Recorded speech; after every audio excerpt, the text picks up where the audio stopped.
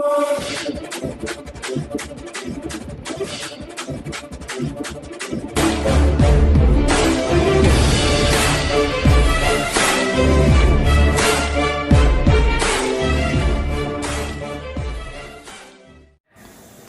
Para हिंदुस्तानी channel में आपका हार्दिक स्वागत है। खबर अब तक से सरकार की कर्मचारी, मजदूर व जन विरोधी नीतियों के विरोध में प्रदेश भर में हुआ सत्याग्रह।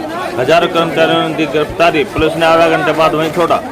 बसों के अभाव में गिरफ्तारी नहीं किया प्रदर्शनकारियों को। कोविड-19 की प्रशासन ने स्वयं ही उड़ाई धज्जियां। गिरफ्तारी के दौरान एक बस में सैकड़ों कर्मियों को ठूसा। 3 अध्यादेशों से निजी कंपनियों को मनमाने दाम पर कृषि उत्पाद खरीदने की मिली छूट।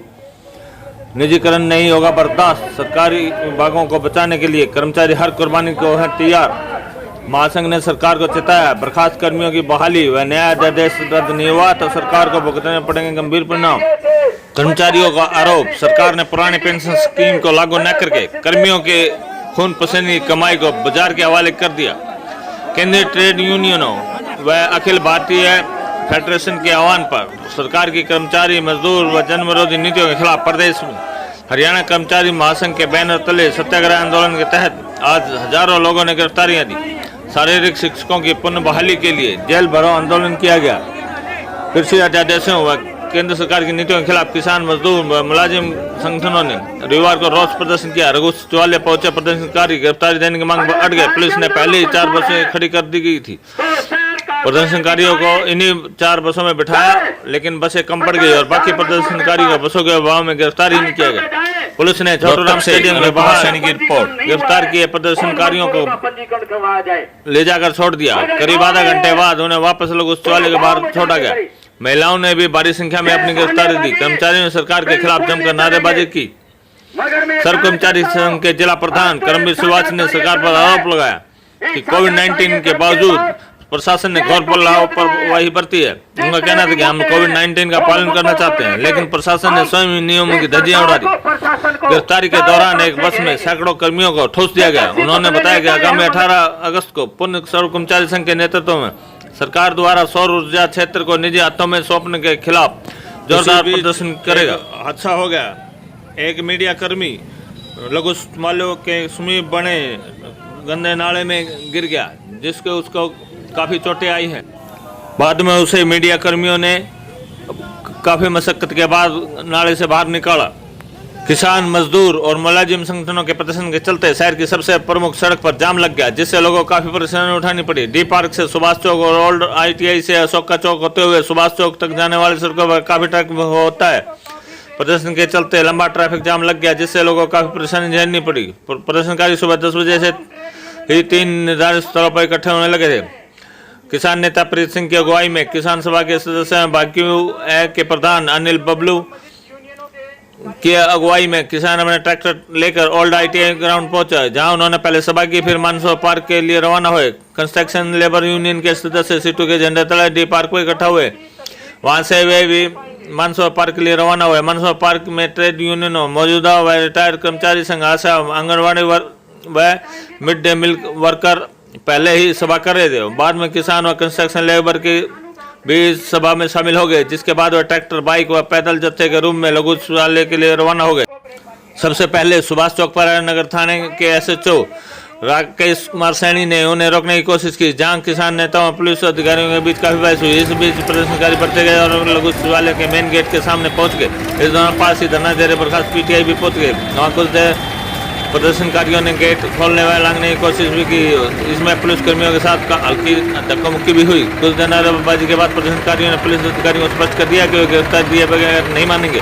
अधिकारियों ने समझाने की कोशिश की, लेकिन कोई नतीजा नहीं निकला। आखिरकार पुलिस ने मौके पर तैनात ड्यूटी मजिस्ट्रेट तहसीलदार राजेश कुमार से विचार-विमर्श के बाद प्रदर्शनकारियों को गिरफ्तार कर लिया। प्रदर्शनकारियों का कहना था, केंद्र सरकार द्वारा पिछले दिनों जारी 3 अध्यादेशों से किसानों की फसलें चौपट हो जाएंगी। निजी कंपनियों को मनमाने दाम पर कृषि उत्पाद खरीदने की छूट मिल गई है। जमाखोरी पर रोक लगाई, रोक हटाई जा रही है। बड़ी कंपनियों को लाखों एकड़ जमीन ठेके पर लेने की इजाजत दे दी गई है। औद्योगिक श्रमिकों को निकाला जा रहा है। वेतन कटौती की जा रही है। सरकार मजदूरों के हित में अपने कानून खत्म कर रही है। Asha, anganwadi, mid day meal worker व ठेके पर नियुक्त स्वास्थ्यकर्मी सरकार से दुखी है। शैशव काल में है, काफी लंबा समय सरकार का सत्ता में बना रहने का पड़ा। हरियाणा विधानसभा के अंदर जो 90 सदस्य मेंबर असेंबली के हैं, हमारा चाहे कोई मंत्री है, किसी राजनीतिक पार्टी से है, इंडिपेंडेंट असेंबली का मेंबर है। हमारा स्पष्ट रूप से आज इस सत्याग्रह आंदोलन के तहत पूरे हरियाणा प्रदेश की तरफ से, रोहतक से पूरे आशीष हिंदुस्तान सैनी की की तरफ रिपोर्ट। से एक छोटा प्रश्न है इनसे आती है। गठबंधन सरकार ने जिस टाइम प्रदेश में अस्तित्व में आया उस निर्णय के बाद में, इनके 3 दिन के बाद में कैबिनेट की जो पहली मीटिंग हुई, शर्म नहीं आई गठबंधन सरकार के मंत्रियों को, प्रदेश के मुख्यमंत्री को, प्रदेश के उप मुख्यमंत्री को, कि पहली मीटिंग के अंदर किसान जाओ वार्ड में मजदूर इनकोर किए गए, कर्मचारी को बात नहीं उठाई गई, बेरोजगारी की कोई बात नहीं उठाई गई, हमारी महिला बहनों की कोई बात नहीं उठाई गई, और जो नौकरी से निकाल दिए थे पीटीआई मेरे दूसरे भाई, उनका कोई प्रश्न नहीं उठाया गया।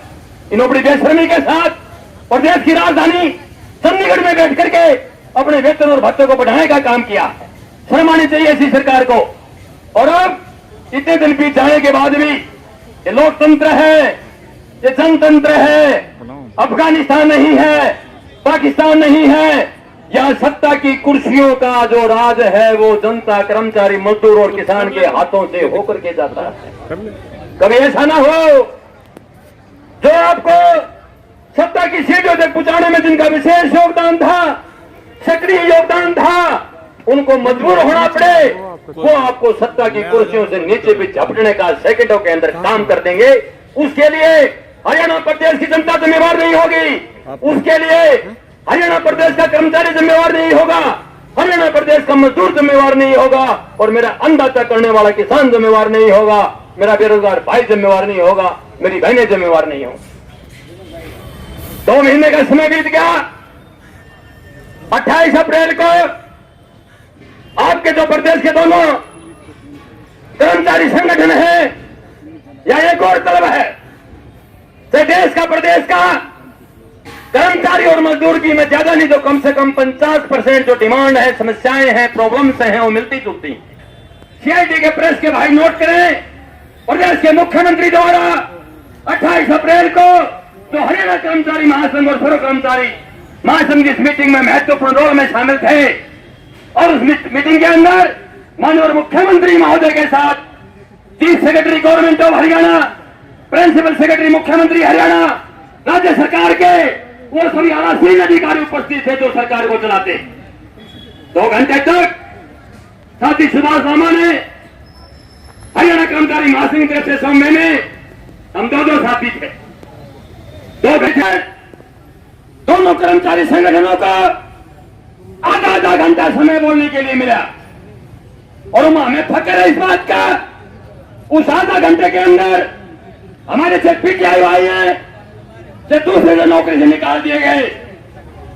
हमारी दोनों संगठनों की 10-10 मिनट काफी तर्क वितर्क और बहस के साथ हमने उन पर लगाई, और उसके उपरांत में हमारे जो मजदूर संगठन है, जो इस देश को चलाने का काम करते हैं, जो इस देश को बनाने का काम करते हैं, जो देश के रक्षक हैं, और हमारे जो किसान भाई हैं, जो देश को, प्रदेश को प्रत्येक अन्नदाता के रूप में जिनका हमारे ऊपर ऋण है, और हरियाणा प्रदेश के कर्मचारी की तो जो अंत मांगे थे, जो समस्याएं थी, और विशेषकर मैं आप सभी को, हरियाणा प्रदेश के मजदूर वर्ग को, हरियाणा प्रदेश के कर्मचारी वर्ग को कोरोना जैसी महामारी के अंदर, काफी विपरीत परिस्थितियों के अंदर, काफी सीमित संसाधनों के अंदर, जिन्होंने अपनी जान की परवाह न करते हुए देश और प्रदेश की जनता की सेवा करने में अहम योगदान दिया है, मैं नतमस्तक होकर के आपका स्वागत करता हूं।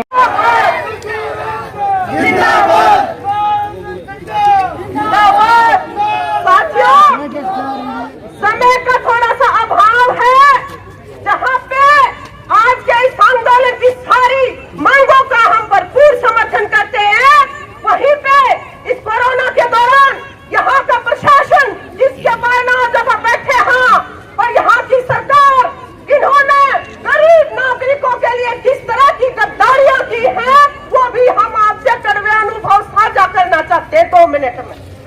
यहाँ पे कहा गया कि किसी को भूखा नहीं रहने देंगे, भूखा नहीं सोने देंगे, लेकिन हम आपको बताते हैं, हमारा संगठन जनवादी महिला समिति ने जो भूखे परिवार थे, उनके आधार कार्ड, उनके फोन नंबर लिख के अनेकों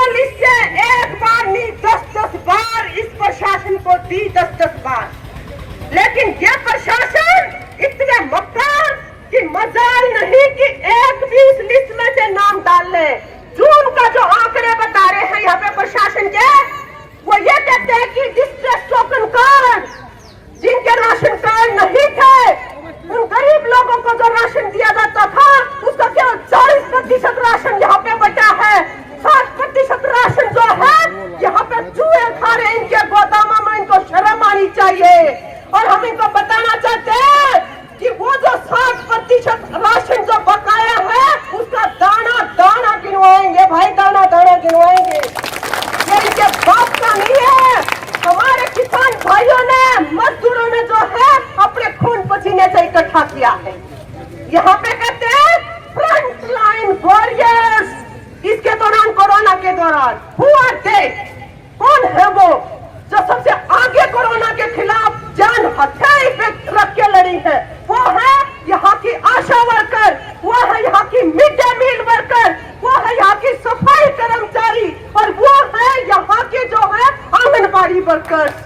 नॉर्मल नर्सिंग, घर में बीमार हो, अस्पताल में बीमार हो, सबसे क्लोजेस्ट कौन रहता है मरीज के? वो रहती है महिलाएं जो है। और डॉक्टर्स को कहा कि डबल वेतन देंगे, हम उसका स्वागत करते हैं, लेकिन जिनको आप मानदेय कहते हो उनको पूरा वेतन और डबल वेतन क्यों नहीं भाई? उनको डबल वेतन दिया जाना चाहिए जो घोर सुरक्षा का मुकाबला करते हैं। यहाँ की नागरिक सुविधाओं का हालत साथियों, का पानी जो है, सीवर का पानी और पीने का पानी मिला हुआ नागरिकों को सप्लाई किया आप लोगों ने करी है। आने वाले दिनों में इस रोहतक के अंदर जिसको जो है और आगे परवान चढ़ाना दे, सारी जो सुविधाएं हैं अपनी, आने वाले दिनों में जहाँ पे रोजी रोजगार के लिए लड़ेंगे, इनके लिए भी आप अपार भाई कंधे से कंधा मिला के लड़ेंगे इस संकल्प के साथ जो है। हाँ, ये संकल्प हम यहाँ से लेके जाएं। किसानों को जो है ये कंपनियां निश्चित रूप से जो भारत छोड़ो आंदोलन की जो आत्मा है वो आज के दिन corporate sector, east India company जैसी बहुराष्ट्रीय कंपनियां जो हमारे खेत और खेती के अंदर जो आ रही है, इनको वहां से बेदखल करके बेदखल करना पड़ेगा। इसके ऊपर कड़े विज्ञापन दे दिए, सरकार की आंख नहीं खुल रही है। मैं सारे संगठनों से एक बात कहूँ, एक दिन मीटिंग करके 2 अक्टूबर में पूर्व प्रधानमंत्री लाल बहादुर जी शास्त्री जी की समाधि बड़े दिल्ली से एक बड़े आंदोलन की चेतावनी दे दो। जब तक सरकार का वोट की चोट नहीं मारोगे ना, ये मानेंगे नहीं। बड़े देखो आदमी है, ये नहीं मानेंगे। अपने हरियाणा में बड़ौदा का इलेक्शन आ रहा है, वोट की चोट मार तो सारे मिलकर ये अध्यादेश वापस लेंगे, पीटीआई पाल करेगी और कर्मचारी कुटिया का वो करेगी। और मैं अब यही प्रशासन को चेतावनी देता हूँ, और प्रशासन यहाँ आए हमें गिरफ्तार करे भाई, ये आगे गिरफ्तार कर लो। मैं प्रशासन आगा हमने अब चलने में तैयार है कि तेरे चलो सारे भाई बैठ लियो भाई, प्रशासन आगे गिरफ्तार करा हमने।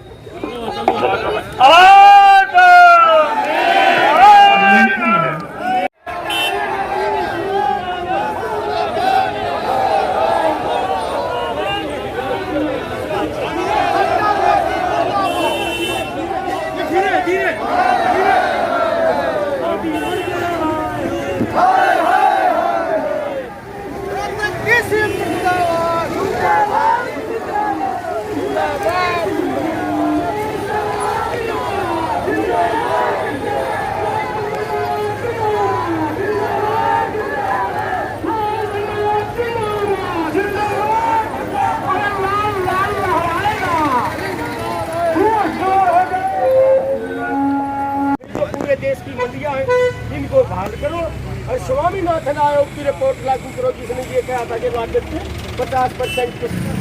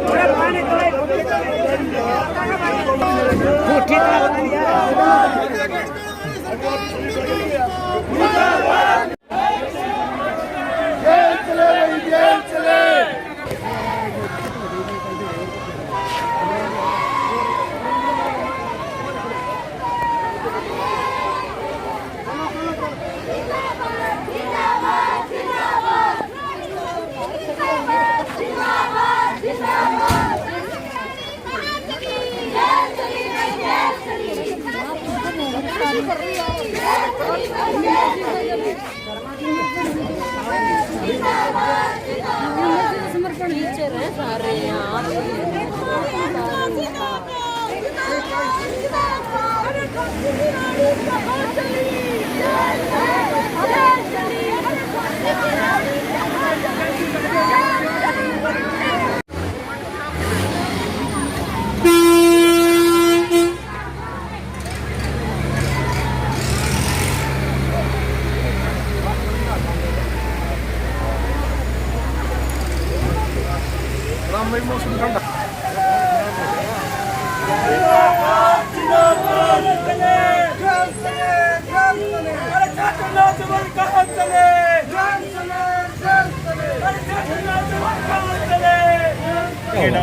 हम 2 अक्टूबर को बता दिया भाई, 2 अक्टूबर को पूर्व प्रधानमंत्री लाल बहादुर की शास्त्री की समाधि पर से पूरे देश का किसान इकट्ठा हो गया, एक बड़े आंदोलन की चेतावनी देगा। इतने जो अध्यादेश वापस सरकार ले लेती, हम सरकार को चैन से नहीं सोने देंगे। पूरी तरह रोड़ा पर रवांगे, गिरफ्तारी देवांगे, जेड़ा मचाएंगे और कानून तोड़ेंगे। इस सरकार के जो किसान मजदूरी विरोधी कानून बने उनको तोड़ेंगे। आज हम गिरफ्तारी देने जा रहे हैं, यहाँ धारा 144 लाग रही है। किसी भी सरकार ने, किसी प्रशासन ने एतराज है, हमें गिरफ्तार करो और हमें जेल में भेजा जाए, तो हमारी ये कोशिश रही।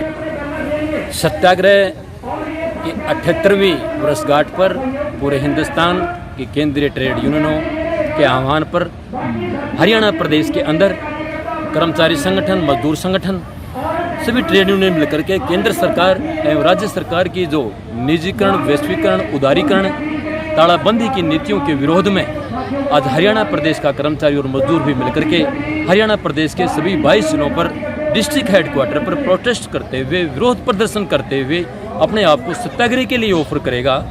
जहाँ तक केंद्र की सरकार की बात है, परिवहन, हवाई सेवाएं, रेलवे, उनको निजीकरण करने की तरफ एक तेज गति से सरकार आगे चल रही है। हरियाणा की वर्तमान सरकार भी जनहित से सीधा सरोकार रखने वाले विभाग, परिवहन, बिजली, शिक्षा, कृषि, वाणिज्य जैसे विभागों का निजीकरण करने तुली हुई है। हमारे 1983 पीटीआई समेत काफ़ी सैकड़ों की संख्या में विभागों के कर्मचारियों को बाहर का रास्ता दिखा दिया गया है। आपके माध्यम से स्पष्ट करना चाहते हैं माननीय मुख्यमंत्री महोदय, विशेषकर जेजेपी जो गठबंधन में शामिल है, सत्ता में आने से पूर्व जो कर्मचारी और मजदूर के वादे किए थे, बातचीत की मेज पर, वार्ता की मेज पर बुला करके उनको समस्याओं को निदान करने का प्रयास करें। और हरियाणा की गठबंधन सरकार के साथ साथ विशेष रूप से जो विधानसभा में विपक्ष के नेता हैं, सभी असेंबली के 90 मेंबरान हैं, वो भी विधानसभा के अंदर प्रदेश के कर्मचारी, मजदूर और किसान की आवाज़ को उठाएं। मुझे ऐसा आभास हो रहा है हरियाणा का विपक्ष केवल मात्र कर्मचारी की मांगों के बारे में अपनी औपचारिकता पूरी कर रहा है। वो उनकी मांगे जो 90 सदस्यीय मेंबरान हैं, मेजे थपथपा करके सर्वसम्मति से विधानसभा के अंदर पारित कर देते हैं, परंतु कर्मचारी और मजदूर को इग्नोर किया जा रहा है। अंत में आपके माध्यम से स्पष्ट करते हुए कि केवल राजनीतिक दल और सरकार हरियाणा प्रदेश के कर्मचारी को वोट के द्वारा ही साधने का प्रयास न करे, समय आने पर इसके बड़े भारी भुगतान करना पड़ेगा। मैं पुनः आपके माध्यम से हरियाणा सरकार से ये इस आशा और विश्वास के साथ में कि वो वार्ता की मेज पर जितने भी हमारी मांगे हैं, एस्मा है, लंबी हड़ताल के अंदर रोडवेज के अंदर समाप्त नहीं हुई है, हर एक विभाग से प्रतिदिन छटनी की जा रही है, तालाबंदी की जा रही है, इस प्रकार जो सरकार का रवैया है पूर्ण रूप से कर्मचारी जन विरोधी है। मैं इस बात के साथ में आज हरियाणा प्रदेश के कर्मचारी और मजदूर की जो मुख्य मांग है वो जनहित से सीधा सरोकार रखने वाली मांगे हैं, जनता के हित सर्वोपरि हैं। अच्छा, जो ये आप कर रहे हो, आज गिरफ्तारी देंगे, इसके बाद भी सरकार नहीं मानती है तो क्या कदम उठा? वो सभी केंद्रीय ट्रेड यूनियन जो ऊपर से हरियाणा प्रदेश की केंद्रीय ट्रेड यूनियन मिलकर के एक आपात मीटिंग होगी निकट भविष्य के अंदर, सप्ताह 10 दिन के अंदर। सरकार अगर नहीं मानती है तो अगला स्टेप मिलकर के सामूहिक रूप से ज्वाइंटली उठाया जाएगा, जिसकी पूर्ण रूप से राज्य की और केंद्र की सरकारें जिम्मेवार हैं। वीरेंद्र सिंह गिरफ्तारी दी है, कितने लोगों ने आज गिरफ्तारी दी है? आज पूरे हरियाणा में हर ब्लॉक लेवल पे कम से कम हजारों कर्मचारी वर्ग, मजदूर, छात्र संगठन और किसान, तमाम ट्रेड यूनियनों ने आज इस गिरफ्तारी का आह्वान किया था। प्रशासन की घोर लापरवाही जो देखने को मिली, जो कि हम तो लॉकडाउन का पालन करना चाहते और लॉकडाउन का पालन सरकार ही नहीं करवाना चाहती। प्रशासन ने कहा कि एक बस में 50-50, 60-60 साथी घुसे, लेकिन हमने कहा कि लॉकडाउन को देखते हुए कम से कम 30 साथी एक बस में आए, लेकिन उस लापरवाही का घोर परिणाम आप मीडिया ने भी साथियों ने देखा है कि महिलाओं की बस भी कम से कम 50-60 महिलाएं एक बस में मौजूद, तमाम कर्मचारी और मजदूर जिस भी बस में घुसे उसमें खड़े होने की भी जगह नहीं थी। ये लापरवाही सरकार ने सरेआम आज दिखाई है। इस लापरवाही का भी परिणाम सरकार ने देखना चाहिए कि लोगों पर तंज कसते हैं कि कोविड-19 का पालन नहीं किया जा रहा, लेकिन सरकार कोविड-19 को उल्लंघन खुद करने जा रही है। तमाम मांग और मुद्दों को लेकर के आज ये गिरफ्तारियों का आह्वान पूरे हरियाणा में किया गया है। इसमें सर्व कर्मचारी संघ है, सर्व कर्मचारी महासंघ है, इटक है, AUITC है, CITU है, तमाम किसान संगठन हैं, तमाम छात्र संगठन हैं। अपनी मांग और मुद्दों को लेकर के आज का ये आह्वान जो पूर्ण रूप से किया गया है। आज जो गिरफ्तारियां काफी रह गई हैं, नहीं दे पाए। इनके पास संसाधन की कमी थी। हमने पहले भी घोषणा की थी कि अपने साधनों का प्रबंध कर लिए, प्रबंध करने के बाद ही आप लोग गिरफ्तारी का आह्वान करें, लेकिन सब प्रशासन एक टालमटोल रवैये के अनुसार प्रशासन चाहता था कि इनको यहाँ से किसी तरीके से दाएं बाएं कर दिया जाए। ना गिरफ्तार करके पुलिस लाइन लेकर के गए, ना गिरफ्तार करके जेल में लेकर के गए, ना गिरफ्तार करके किसी थाने में लेकर के गए। यहाँ से स्टेडियम पर रोड पर ले जाकर खड़ा कर दिया बारिश के दौरान कि आदमी ना कहीं पानी पी सकता, ना कहीं छाया में खड़ा हो सकता। बरसात के बावजूद लोगों की अफरा तफरी का माहौल जो सरकार ने पैदा किया, इनका कोई भी प्रबंध नहीं था किसी भी तरीके का। इसकी घोर आलोचना करता है सर्व कर्मचारी संघ। आज के प्रदर्शन के बाद आगे की रणनीति जो भी स्टेट का आह्वान होगा, और उसके दौरान एक 18 तारीख का और भी प्रोग्राम है जो सौर ऊर्जा क्षेत्र को जो प्राइवेट हाथों में, निजी हाथों में देने का काम जो सरकार कर रही है, उसको लेकर के 18 अगस्त को फिर आह्वान है तमाम कर्मचारियों का और सर्व कर्मचारी संघ संबंधित HPC वर्कर यूनियन का विरोध है कि निजीकरण का विरोध हम पूरे हरियाणा में, पूरे प्रदेश में तमाम ट्रेड यूनियन मिलकर के करेंगी कि इस एरिया को, इस विभाग को निजी हाथों में ना दिया जाए। अभी आगे प्रोग्राम इसी तरह से प्रोग्राम आते ही रहेंगे जब तक सरकार कर्मचारियों से बातचीत करके समाधान नहीं करेगी। तो इससे आंदोलन भी आएंगे आगे के आगे।